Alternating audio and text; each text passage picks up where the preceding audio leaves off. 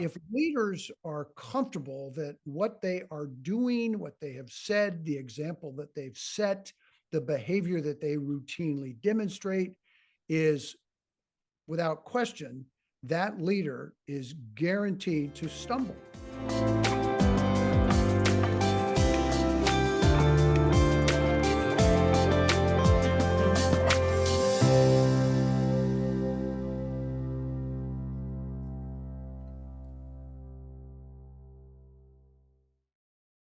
Welcome back to Stepwise, a series of juicy conversations with exceptional leaders about their journeys and their wisdom.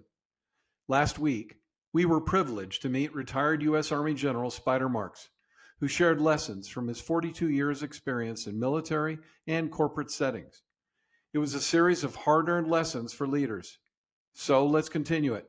Here's part 2 of my conversation with Spider Marks. Since our last conversation, anything come to mind? Any particular area of this conversation about leadership that you'd like to start on?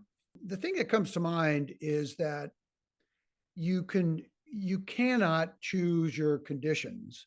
You can help shape those conditions. But very often we are confronted with circumstances that are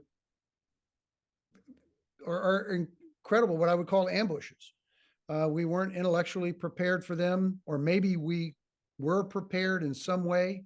But the key ingredient of any leader is to ensure that you approach the wild swings in a way that you would approach what I would call the very calm seas.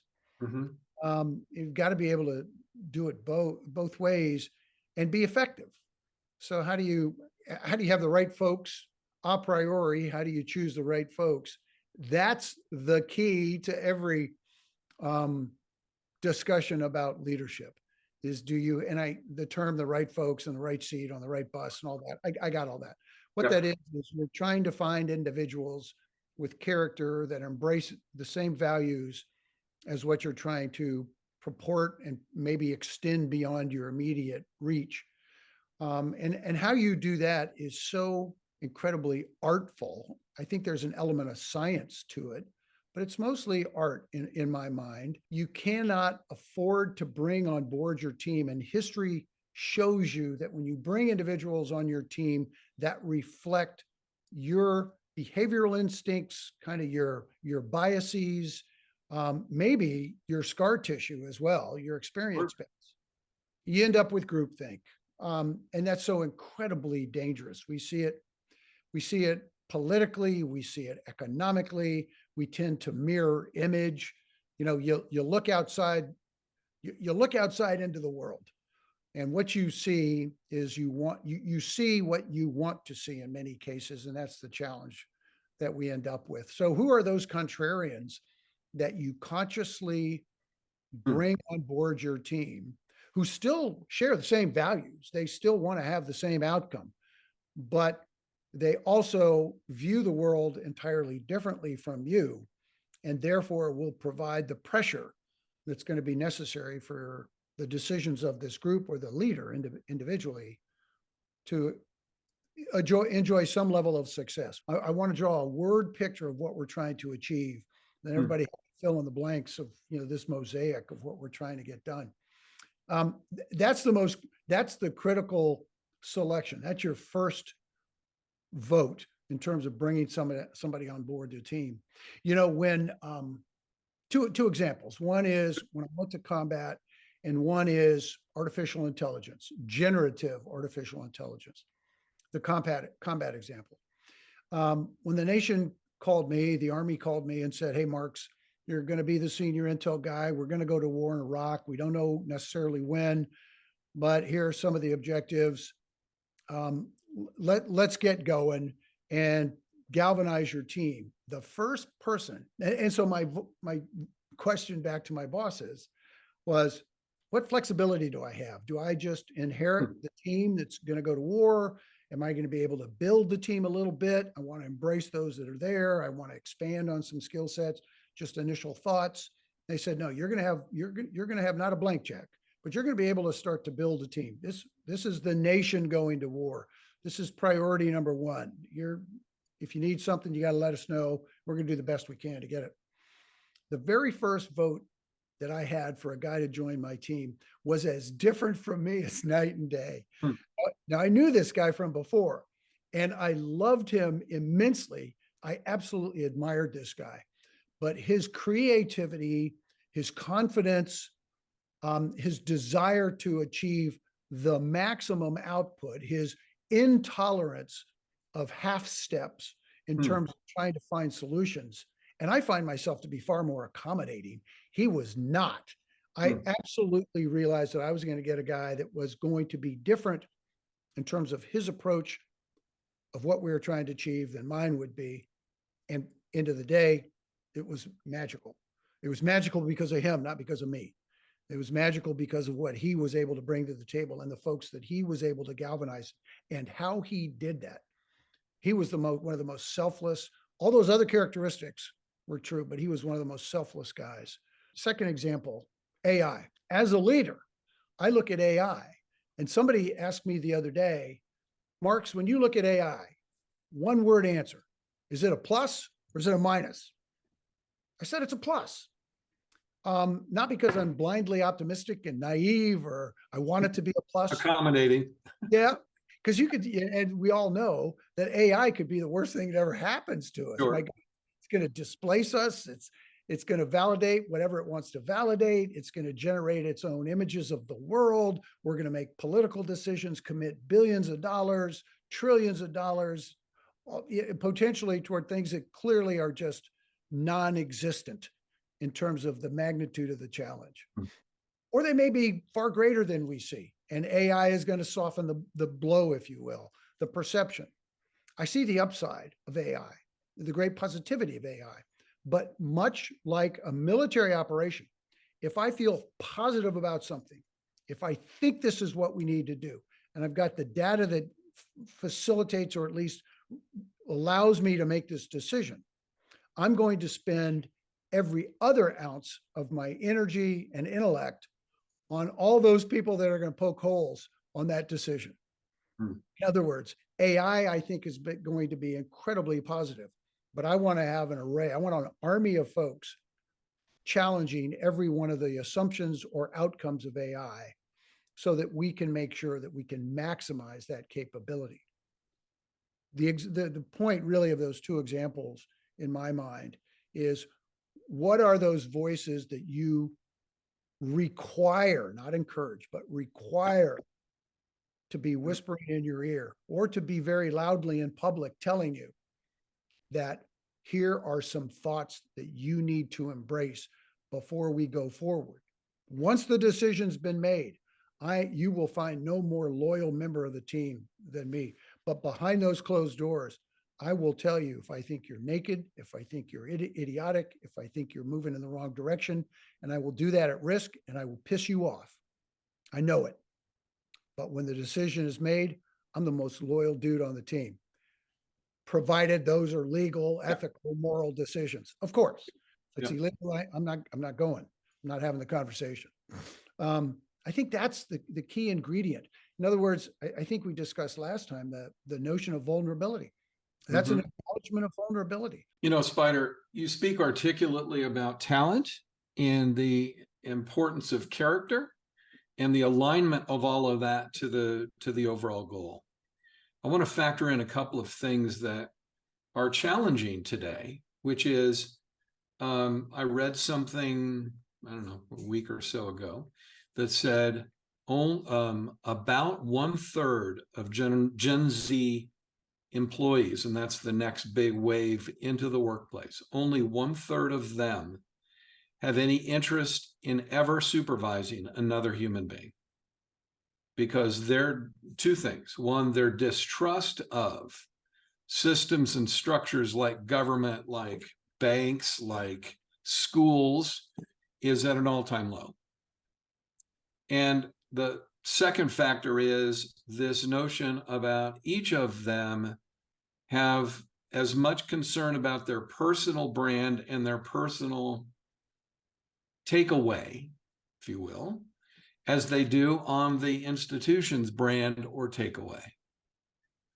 I wonder how your thoughts go to how do we, like, got a whole wave of Gen Z people coming in the workplace. And while I fundamentally believe in alignment, vulnerability, all of that, I mean, that's core to who I am. Like, how do you factor this new thing in? Yeah, and it's not just into the workplace. It's into the No. leadership, it's into the leadership space. It's Yeah. into our national security apparatus. It's into the governance. It's into the structure that embeds that is defined by our Constitution. This is a major challenge. What you've described is a major challenge. And the point you made is so poignant, which is it's the individual brand at the expense of everybody else's brand. Yeah.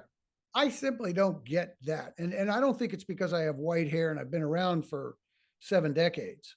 I think what this is are you, not you, or are we individually prepared to sacrifice individually? And I'm not talking about necessarily making the ultimate sacrifice, but in many cases that's the case.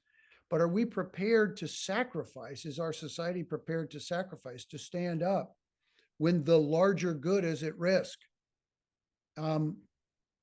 I don't question that. Every generation has produced great women and men that have reached out and said, I can shape this environment, I can change this environment, and I'm going to make an effort to do that. Unbelievable. Yeah. But are we at a point now where that is at risk based on data that we're seeing right now, where folks are saying, I don't want to be in charge of anybody. It's all about me. We had this discussion before. I want to take selfies. Yeah. No, I want more selfies. Why do I want to look at the world? I want the world to look at me. And you go, wow, okay. At some point, your lack of trust, you're gonna have to alter the level of distrust you have with all those agencies, the banks, the education system, the hospitals, the government, the tax requirements, our economic regulatory environment, et cetera. You're going to have to alter that because at some point, I guarantee you're not going to be satisfied with the result if you don't. Chaos. That's a beautiful thought. This notion of trust. And so let's double down on that. At some point, all of us, I think, that operate in any society, whether we're on the fringe or right in the core, have to trust something. Right. I know my Starbucks is going to be open at 5 a.m. I trust. Right. Get a good cup of coffee there in the morning as I blah, blah, blah. Who knows? And I trust that my Apple Pay, when I blink and I buy that Starbucks, it's going to work. And there's going to be money behind this little magical box. And oh man, you are so far in advance of me. I'm still trying to figure out that Apple Pay thing. but there it is. And so you don't have trust for the banking system. You don't have trust for the education, but I still want my latte, whatever, fill in the blank. Yep. So the challenge on leaders is if trust is the key in something, and I have little parentheses here too, I'll cover in a second, but if trust is the thing, and you're looking for high character people, how does a leader then begin to build trust in these non-traditional ways that used to be the institution conveyed an awful lot of it?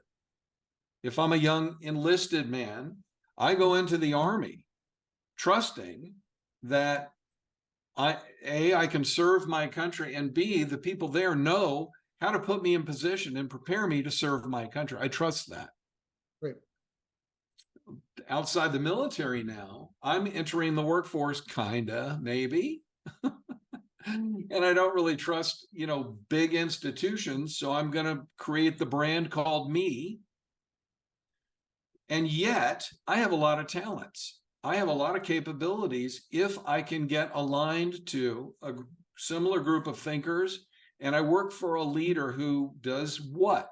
What does that leader do to help me reframe and be part of that? As opposed to just saying, that's just one of those Gen Zers with the Apple Pay and the, lattes and who shows up at work at 10 o'clock. True. What's the leader's response to all that? Yeah, the leaders, I think, well, first of all, there's a structure into which these, and we're not talking just about Gen Zers, but we're talking about leadership at large. There's a structure into which individuals will enter. You're not simply going to be on your own, or that Apple Pay goes away, or there's an element of trust that you have with whoever your benefactor is. Yeah. So I think the point I'm making is that leaders understand that they can build teams to really exceed expectations, which is what it's really all about. I just don't want to bring folks on board and I will expect that there will be exceptionalism and we will be able to achieve, we'll be able to, our reach will exceed our grasp. But I have to be able to create small elements of success within that. And I may accept, in many cases, the bare minimum standard from individuals, which is unfortunate. And based on conditions, those bare minimums may be enough for me to say goodbye to those individuals at some point. Sure. Pressure. In other words, you cannot hide in this organization. But I also understand that if your desire is to meet the bare minimum and perform appropriately within that bare minimum, I may be able to accept that. But how do I achieve that minimal standard? Yeah. And that is, again, creating a clear understanding for every member of that team that there is an element, I'll be very frank here, there's an element of pain associated with not meeting the standard. However they want to personally. Yeah, that's an excellent point. However you want to articulate what that pain point is. Yeah. But I need you on board. I really am expecting and I'm demanding the best you can give, but if the best you can give is a minimal standard, I'm going to embrace that. But you need to understand that you have very little room to maneuver below that. So how do I as a leader define what that looks like? In other words, the world encourages the best from individuals. Many will strive to achieve those goals and objectives. And I don't think that's just simple personal wiring. People are wired differently, but there certainly is an incentive for that person to achieve the next objective and the next objective and the next objective, whether they want to be in charge of anybody or not, but they're at that level. I equate that to the world-class athlete. Like, wow, that person's not in charge of herself over the course of 26 miles. I want you to run the fastest marathon you can. You go, where do people like that come from? But they can't lead a silent prayer, but they can do a phenomenal job achieving goals and objectives that the average human simply cannot. How does the leader create the conditions for incentives? Mostly, clearly, the thing that's going to modify behavior is when there is a clear pain point, it's described, it's personalized, and it's identified. I hate to say that, but I mean, that truly is what it's all about. Human behavior is altered as a result of pain, not pleasure. Fabulous. There's another thought that has surfaced recently. I was so compelled by this notion. I don't even know what it means yet, but I'd love to run it by you and get your reaction because it has to do with teams. These days, now I do a lot of work in healthcare. So the pandemic brought out this notion of traveling nurses and traveling docs that could make triple the amount of money if they were willing to go on temporary assignments to, I'm going to go, they need a nurse in Fort Lauderdale, I'm going to go. And instead of me making 80 grand a year, I'm going to make $250,000 a year, and they're going to give me a per diem living expense. And I'm going to do that for 3, 4, 5 months, and then I'm going to go somewhere else. So it is in that spirit that I heard the term, your team is whoever's in the room. Right.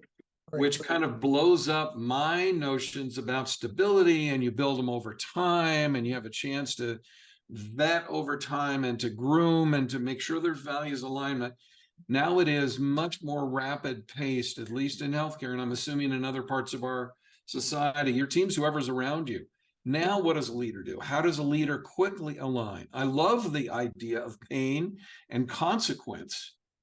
That's not talked often enough about in leadership circles. I believe it's absolutely true. But what does a leader do to rapidly align, learn about, work with whoever's in the room? I love the term. You know, my team's in the room. I think that's how you said it. Your team is whoever's in the room. Your team is whoever's in the room. And a question I have is, obviously what you described is you've described kind of first responders, healthcare providers. Selflessness is kind of a foundational characteristic of folks that are in that world. But what you described was not altruism. You described chasing dollars. Exactly. Chasing dollars. But I've got a level of professionalism that allows me to chase those dollars. Excellent. Yes. There's no difference between that and a professional soccer team or a professional football team. The team of the folks who are in the locker room. You know, like, where'd you come from? Well, I just got traded from the Washington Commanders to the San Francisco 49ers. Yep. Level of professionalism is you've been in the sport, you meet the criteria, you know what we're all about, et cetera, et cetera. You're new to this team, but we have a new team as a result of your inclusion. That's kind of one of the things that the leader, I think, needs to realize is that when a team, the team is the folks you have in the room, which means at any instance, every member of that team could be brand new. Yep. New to that room to include the leader, which means you have a team that has never existed before. Right. This is not a new team. This is our team. This team was completely blown up, came back together in some capacity. Yeah. Unlike the team the next day, where nurse number one, he decides he's got a better gig someplace else. He departs, nurse number two shows up and replaces him. Now we have a new team. We don't have a new member of the team. We have a new team. Yep. In other words, Great point. In other words, whether the entire team is being reconfigured by numbers or a single element, a single contributor joins that team, this is a new team, a team that did not exist the day before. That, I think, is the mindset of a leader. Yeah. That level of fluidity. In other words, when I've used this example before, LeBron James has migrated from different teams. Yep. When he went to the Miami Heat, do you think the head coach said, "Hey guys, we got a new member of the team. Could you please stand up? His name's LeBron." I think the coach probably said, "Hey guys, we got a new team. Yeah. We got a new team. LeBron is on the new team, and we're going to create the conditions for everybody in this to excel. Everybody in this room is going to be able to excel because we've got LeBron, we've got Spider, we've got Foster, we've got that's the thing I think is most important about leaders is if they can realize their fundamental job is to maximize assume it's not like you have your team in the room is not like a bunch of hooligans who show up who can't do what they expect. There's a level of professionalism. So let's just agree that those are the table stakes. You got to know what you're doing. You got a pro, you're a card carrying, licensed, certified professional at what you do. And then the leader walks in and says, our team. Okay, everybody in here knows exactly what you're supposed to do in your world. However, your world now involves her over there and her over there and this person over there. And you've done that before with different faces. And the ergonomics are probably quite similar. But folks, we understand that it's about us making this happen. This team is ours, and it could change at any moment if we end up with some other individual in the team not participating. It's just like it's like in combat. You know, you got 11-man squad. One person goes down, it takes 4 people off the squad. You're automatically at 7. You got your injured person, and generally 2 or 3 people to get her or him out of there. One person goes down, we have an entirely new team. Yeah. We've got scar tissue, we've got trust, but when you are now executing a task without any preconditions, like you've described in the doctors and healthcare professionals that migrate, and the second you walk in the room, this team doesn't have any individual or any team scar tissue. It's got deep individual professionalism, but it doesn't have the team identity. The team identity is being created instantly. Those are elements of trust, because nurse A and nurse B have to work side by side and have to complement each other. That happens. The leader must assume that that is going to happen and must set the conditions for that to happen instantaneously. There can't be a gap. Does that make sense? It does. And you know, Spider, you're talking about a couple of really cool things. One is this level of professionalism, and I'd love to come back there. Second one, though, is, and the fact that it is our team. That's a whole different mindset than what we were taught in business school years ago, where the leader has the power and they create the job descriptions and they hire the people for those spots and they know what great performance looks like. It's really kind of top-down, power over kind of thing. Most of the leaders I talk to today will say, of course, I can make the call at any time. I can say we're going north and we're going north. But more times than not, I don't have to do that, because I create this sense of ownership that allow people to have some say in all of that, which would seem to be kind of important in today's day and age with you know, the folks we got in the workplace. And then the other thing that it seems to be implied in all of this is, I don't know if it's continuous, but it might be. But leader as communicator, leader as meaning maker, leader as aligner, leader as standard bearer until, you know, like at least minimum standards until the group adopts themselves. Am I hearing that right? You are. Yeah, absolutely. The notion of a leader that has a team that is, it's not amorphous, but it's a living, breathing. It just is moving all the time. I mean, Dynamic. Yeah, you said before, dynamic. Yeah. Truly, you know, adjusting to the environment and hopefully shaping the environment all the time. And so the leader's obligation with that level of professional expectations, there are expectations. You know, you walk into the room. This is I'm going to the emergency room that you just described. Yep. I've never seen any of these faces before, because we all just showed up last night and we all came on shift at 0200. And I'm looking at all these new faces, which means I'm not going to go around and say, show me your certs, show me your license. Yeah. Number one, there's an expectation that you're all here because you're professionals. But the other thing is that as a leader, I'm going to set boundaries. And the boundaries, there's a lot of green between the boundaries on a pool table, right? There's a lot of different ways you can drop the ball in the hole.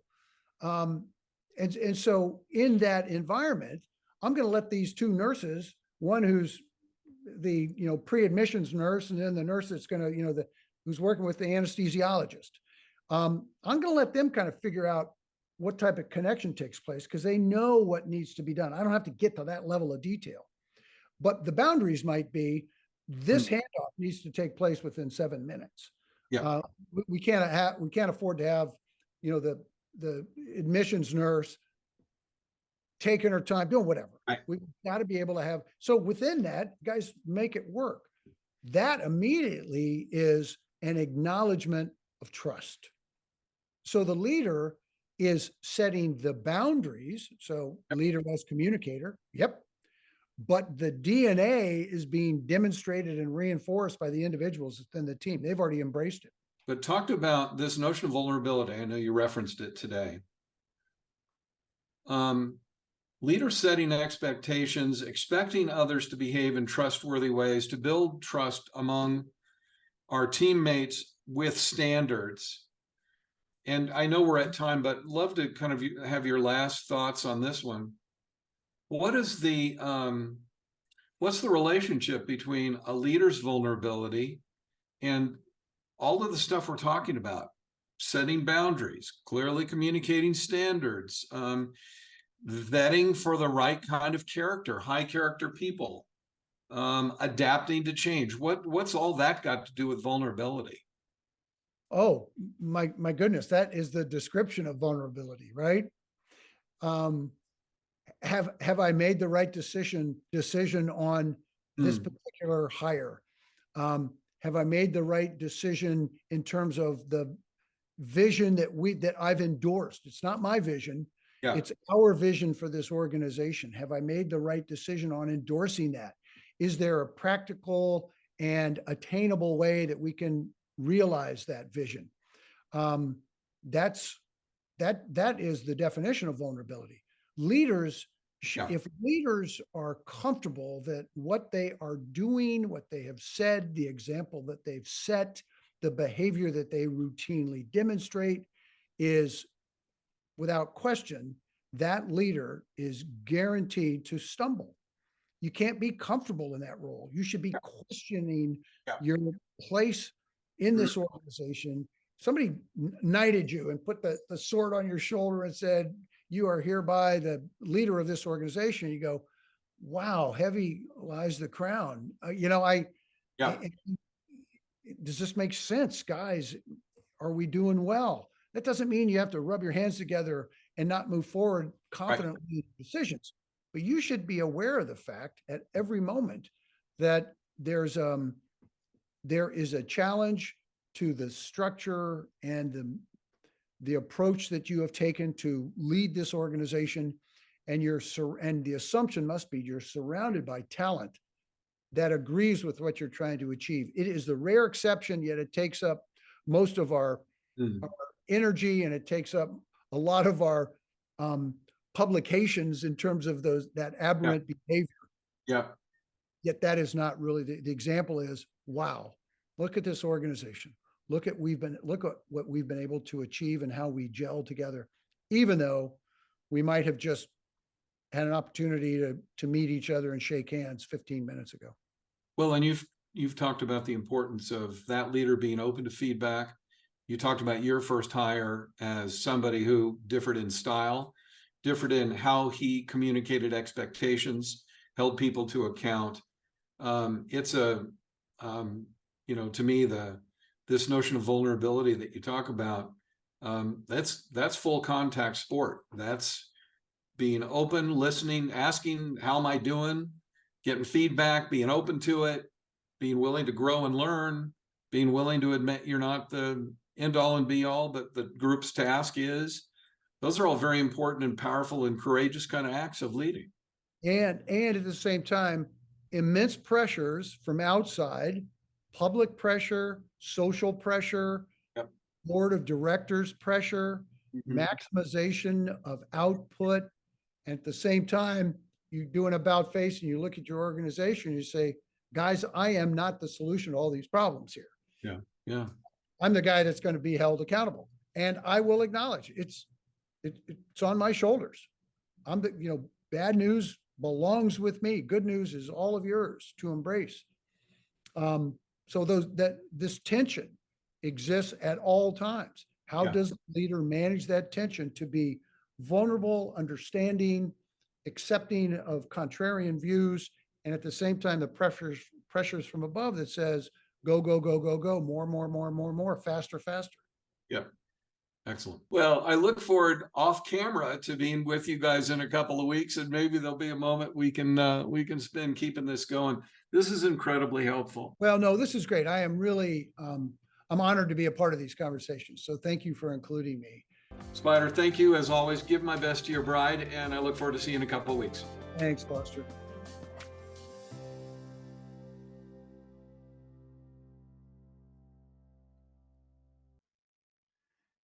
It's not often that anyone can claim that a conversation with a retired 3-star general was fun, but talking with Spider Marks is always that. I leave energized and smarter, with a degree of clarity about the complex task of leading people than I started with. How he learned and applies his well-earned wisdom comes through to how he leads people. And that's the point of this podcast series, what we can learn from those in the trenches to be better leaders. Set the table, invite cool people, magic happens. My gratitude to General Spider Marks for his time and insights. Let's chat again in about a week, shall we? Until then, step wise.